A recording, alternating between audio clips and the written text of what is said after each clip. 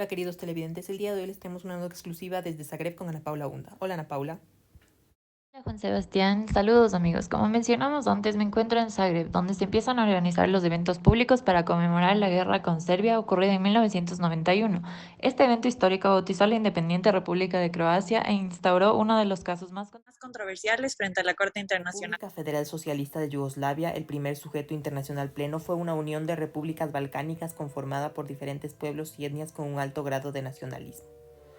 Tras la Segunda Guerra Mundial, Yugoslavia se mantuvo unida gracias al dictador Joseph Tito. Sin embargo, tras su muerte, los movimientos nacionalistas provocaron que en 1991 Eslovenia y Croacia, el segundo sujeto internacional pleno, declararan su independencia. Ciertamente existió un fuerte rechazo por parte de los serbo-croatas a la independencia.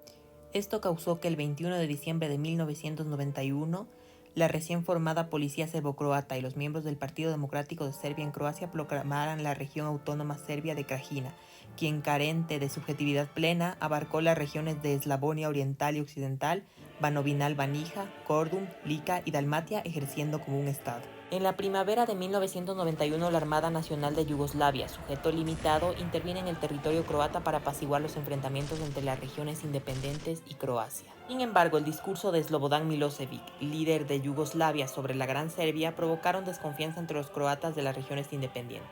Además, estas empezaron a actuar en favor a la policía regional serbia en Croacia. Para el verano, el conflicto escaló hasta dejar regiones enteras vaciadas de la población croata y los que quedaron fueron obligados a vestir distintivos de su pertenencia étnica. Solo en 1991, un tercio del territorio de Croacia había sido invadido por las fuerzas serbias. En 1991 y 1992, a pesar de las negociaciones internacionales con representantes de ambas repúblicas y el Plan Vance instaurado, fue imposible parar la guerra entre ambos bandos. Incluso se desplegó la Fuerza de Protección de Naciones Unidas con subjetividad limitada a manos del Consejo de Seguridad. Sin embargo, las matanzas continuaron hasta 1995, cuando las fuerzas croatas recuperaron la República de Krajina a través de la Operación Tormenta, bajo la supervisión del Comité Croata de Helsinki para los Derechos Humanos y la firma de los Acuerdos de Dayton. En 1993 se creó el Tribunal Penal Internacional para la Yugoslavia, donde se juzgaron a muchos criminales posteriormente. Sin embargo, en 1999, Croacia presentó la presente demanda a la CIJ contra Serbia, revivando el conflicto. La audiencia tuvo lugar el 3 de febrero de 2015. Además de considerar siempre las normas de Jus Cogens de Derecho Humanitario Internacional y la costumbre, la Corte consideró crucial guiarse por fuentes vinculantes como el artículo 2 y 9 de la Convención Internacional para la Prevención y Sanción del Crimen de Genocidio, de donde surgió la jurisdicción para conocer del proceso. El artículo 31 de la Convención de Viena sobre los tratados y la obligación unilateral asumida desde 1992 de continuar con la personalidad de la República Socialista.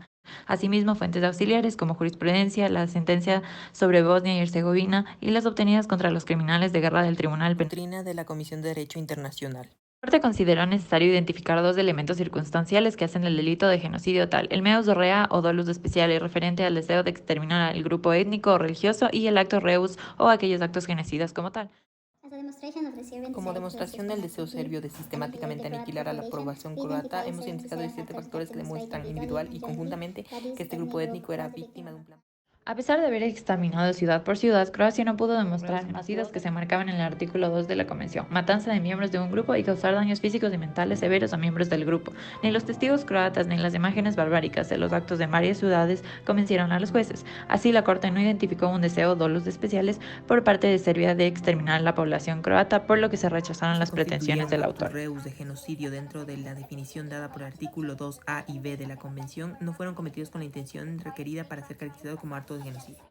Finalizado el hecho, se dio paso a las pretensiones serbias sobre genocidio cometido por Croacia en la República de Krajina. La Corte, igual que en el caso anterior, analizó las sentencias del Tribunal Internacional Penal y declaró que no existían pruebas suficientes para reconocer la existencia de dolosos especiales durante la Operación Tormenta de 1995, descartando las pretensiones. Una fuente, pero varias maneras de entender el alcance y enfoque de esta. Sin duda, una sentencia cuestionable que provoca desazón, sobre todo desde Croacia. Hablamos con Vesna Cerny-Grotic, quien cree que la Corte fue miope al juzgar los casos presentados.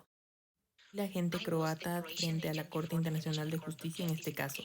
La decisión de llenarlo fue vista en su tiempo como la única forma legal de castigar a Serbia por su liderazgo en la agresión hacia Croacia y los crímenes de guerra. Croacia interpretaba de una manera teleológica el artículo centrándose en el objeto y fin de la convención. Para Croacia estos actos genocidas debían maximizarse y entenderse como el deseo de aniquilación del grupo étnico. En general, la parte actora no hizo diferencia entre destrucción total y parcial, puesto que le parecía irrelevante. Serbia se mostró más objetivista, centrándose solo en analizar el texto, similar a lo que plantea el artículo 31 de la Convención de Viena sobre los tratados. Los agentes por Serbia defendían la diferencia entre genocidio y crímenes de guerra, argumentando que sus actos fueron extralimitación de la fuerza, los cuales ya fueron juzgados. Incluso la Corte tuvo conflictos al interpretar la Convención, ya que realizó varias indagaciones en la jurisprudencia de Bosnia y Herzegovina, de donde tomó la decisión de analizar los elementos del genocidio como crimen, y en la sesión 48 de la Comisión de Derecho Internacional, concluyendo que el artículo 2 de la Convención no abarcaba la destrucción cultural del grupo. Asimismo, determinó necesario analizar el contexto geográfico de cada evento, situando cada acto y razonamiento en los poblados de las 6 regiones que abarcó el conflicto. Sin embargo, Rafael Lemkin, quien acuñó el término, identificaba como primera fase del genocidio la destrucción de la identidad cultural del grupo oprimido, por lo que aquello interpretado por la Corte y la Comisión resultaban insuficientes desde la doctrina jurídica. Yo supongo que la Corte debería moverse más allá del concepto de holocausto y reconocer todas las formas organizadas del crimen de genocidio. Creo que este crimen puede ser cometido de muchas otras formas. Terribles y una sentencia de la Corte que no resuelve nada en lo absoluto. Evidentemente, Juan Sebastián, para muchos patas, los actos de Serbia fueron sin duda un genocidio, y del otro lado se considera que se sobrepasaron los límites permitidos por el derecho de guerra. Es importante saber que en nuestro país la Constitución y el Código Integral Penal sancionan el crimen de genocidio con una clara influencia de la Convención. Así es, el artículo 80 manifiesta que actos de genocidio y lesa humanidad serán imprescriptibles, y el 79 del COIP define y enlista los actos del artículo 2 de la Convención como actos de genocidio que serán sancionables en nuestro ordenamiento. Importante conocer que estos actos no quedarán impunes en nuestro país.